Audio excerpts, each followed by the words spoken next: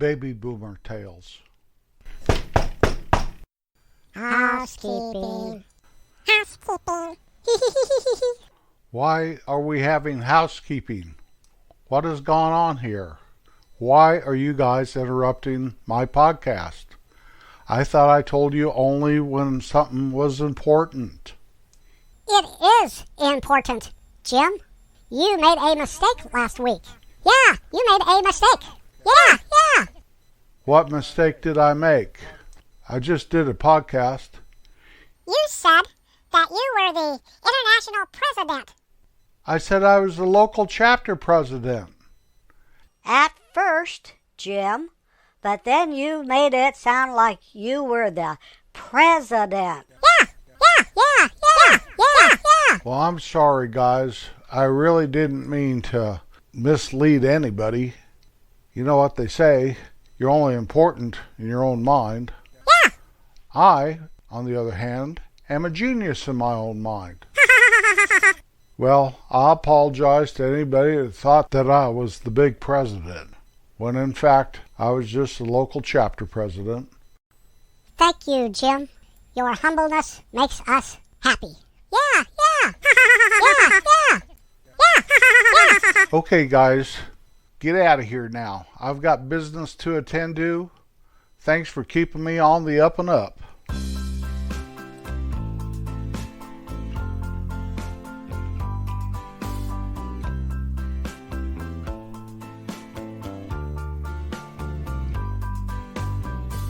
Now for my favorite song of the week. In 1959, Danny Dill and Mara John Wilkin wrote the country ballad Long Black Veil. It was originally recorded by Lefty Frizzell. It is told from the point of view of a man falsely accused of murder and executed. He refuses to provide an alibi since on the night of the murder he is having an extramarital affair with his best friend's wife. Lefty's version reached number 6 on the Billboard Hot Country and Western chart. Others that have recorded this great, haunting song are Johnny Cash in 1969, the band in 1968.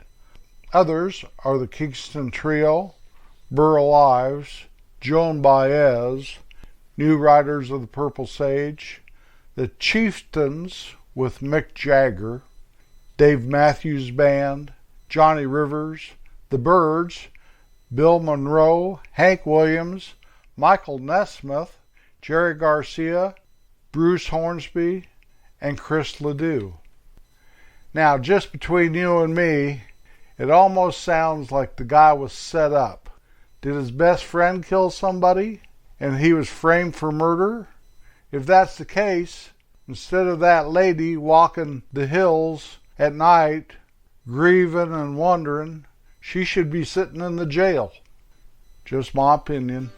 Of course, that wouldn't have made a very good song then. You might find what you need and more at Homer Kate's General Store. You might find what you need and more at Homer Kate's General Store. Hey, Homer, when's the last time you had a customer? Yeah, Homer. When do you think anybody's going to come in and buy something? Now, Jerry, Gator Earl, you don't worry about that one little bit. You just let me worry about it. I worry about it enough because Katie will be asking me the same questions like, Homer, did you turn the open sign around and instead of closed when you came in this morning? Or, Homer, did you unlock the door? Or, Homer, were you sleeping in the back room? Or, Homer, I told you that when someone comes in, be nice. She says all those things, you know. I imagine Katie does there, Homer. She has to keep you on the up and up. Yes, sirree, Jerry. She does her best. Isn't it nice out here on the porch? Man, I could just sit here and take myself a little nap.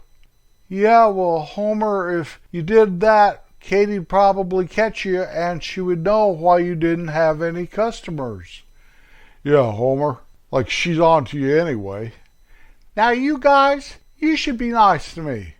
Here I am, extending all my good hospitality and offering you a chair and selling you grape knee-high at a discounted price, and all you can do is make fun of my business skills.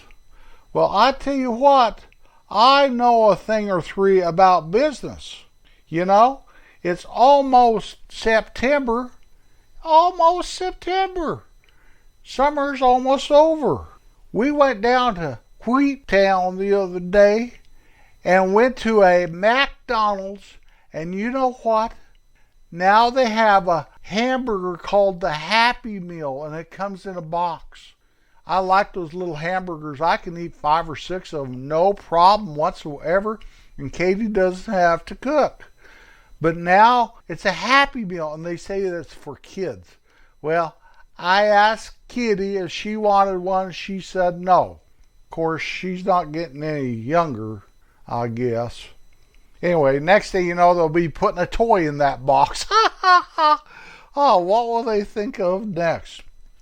Anyway, you know what? You know what, Jerry? What's that, Homer? Catch! Catch! Whoa, whoa, whoa. Oh, okay, what is it? A silver dollar. It's not just a silver dollar, Jerry. It's a Susan B. Anthony silver dollar. Let me see that, Jerry. Here you go, Gator Earl. Ooh. You ever seen one of those? They were just released in July. Yep, they were just released in July. And this is the new silver dollar. It looks smaller than the old silver dollars. I've got some in a coffee can, and when I put old Susan B. Anthony in there, I'll check it out and see if there's any difference in the size. Well, Homer, how much you think this is worth? What do you mean, Jerry? It has to be worth $3 or $4. It's brand new. Homer, I think it's worth $1. Where am I going to put that in my cash register? I don't even know. That's why I'm going to put it in a coffee can. Coffee can's where it belongs, not in my cash register. I bet somebody else tried to pawn another one of these off on me, and that's okay. At least I have a savings account. Anyway, Homer, this is like the last day of August. I could get used to just sitting here, you and me and Gator Earl and Sparky. Yeah, Jerry. Now tomorrow the Labor Day holiday starts, and I hope I get some business. So Katie won't keep bothering me about unlocking the door and turning the sign around. Next thing you know, she'll want me to wash the windows.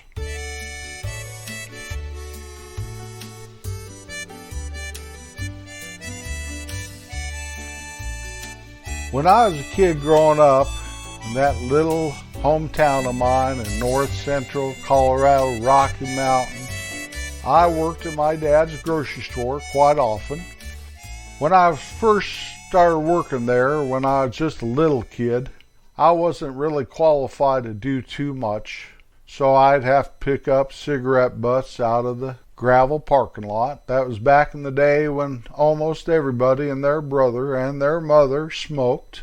And I'd have to pick those up, my brother John and I, and we'd chase each other around with those red cigarette butts, you know, the ones the ladies would smoke.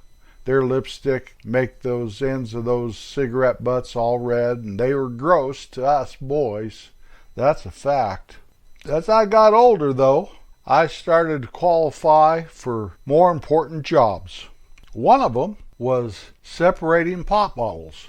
Now, there was a deposit on a glass pop bottle back in those days, and people would bring them in, and there'd be Pepsi bottles and Coke bottles and those little 7-Up bottles all in the same box. They brought them in. I think we gave them 2 cents a piece back on their deposit, possibly 3 cents. I can't really remember. It was almost about half as much as a pop cost, Pops were a nickel at one time. That's when the Cokes were smaller than the Pepsis, and the 7-Ups were, I think, smaller than the Coke.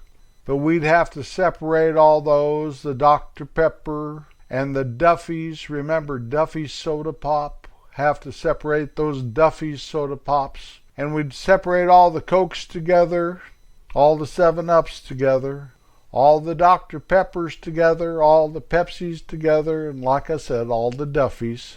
I can't remember if Shasta came in glass bottles or if it just came in tin cans. But it'd take a long time, and we'd have these little flat crates that the pop would sit in, and that was one of my jobs. Another job of mine was burning the trash down in the basement. Every Thursday we get the AG truck come in, and we'd unload that truck, and Dutch and Mrs. Doppelmayr and Bev and Yvonne, they'd cut the tops off the boxes so they could stock the shelves with the product inside the box. They'd throw that box top down the basement, and we'd have to burn those box tops in the old coal furnace down there. We'd use the boxes, though, to box your groceries. Unless you asked for a sack, you got a box. And my job was to box up the groceries and carry them out to the car for the person, or down the street to Mrs. Dumas, or back to the street just to the north of us to Peggy. We'd have to deliver groceries, you know.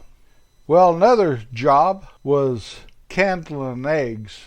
You'd stick a light bulb behind an egg and see if it had been fertilized or not. Now, I was never really put in charge of doing that. I remember Dutch would always do that. Dutch, this man that worked for my dad. My dad bought the store from Dutch and his brother Lefty, and then Dutch proceeded to work for us all the years my dad had that store. So Dutch would do the candling, but I was kind of like I'd help him. I'd say, "What about this egg, Dutch?" And these eggs would come in a great big wooden box with layers of eggs, and then we'd break them down and put them into little boxes that held a dozen eggs.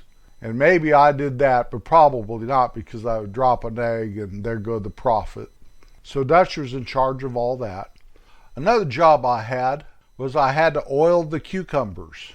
They don't do that anymore, and when you try to put a cucumber into one of those flimsy little plastic bags that are on that roll right above the vegetables at the grocery store, you like to never get that cucumber down there because it sticks in the plastic. Well, my dad had us take vegetable oil, and we'd oil down every darn cucumber there was. He'd say, "Boys, go oil the cukes." And we'd have to oil those cucumbers before we put them out on the shelf for people to buy. Now, we couldn't put too much oil on them and make it messy, so we'd have to kind of rub them down and then take a rag and make sure they weren't all sloppy and all that stuff. And we were pretty sloppy, get it all over us, you know what I mean? Don't see that anymore. You don't see those cucumbers oiled down. Another thing you don't see, and this is a big point of contention with me, and I don't understand why they don't do it. At least the grocery store I shop at, they don't do it at all. And that's shucking the onions.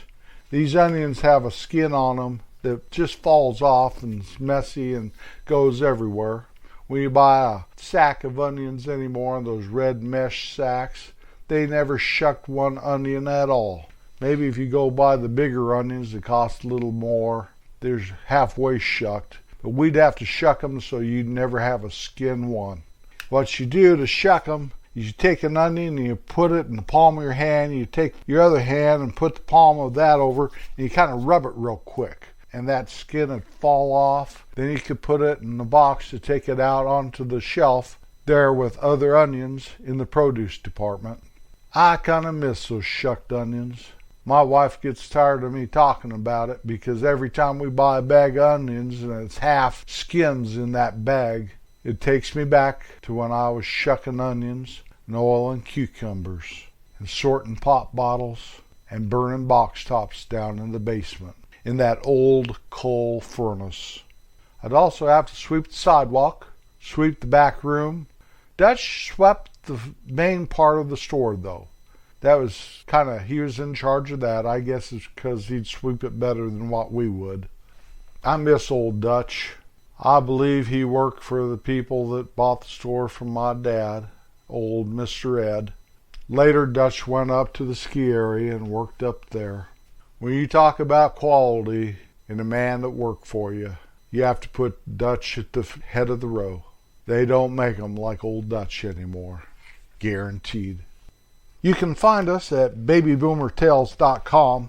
Once you've arrived at our webpage, there are links to our Boomers General Store, links to where you can purchase our book, Got a Job, links to our podcast, where you can find it at your favorite podcast provider.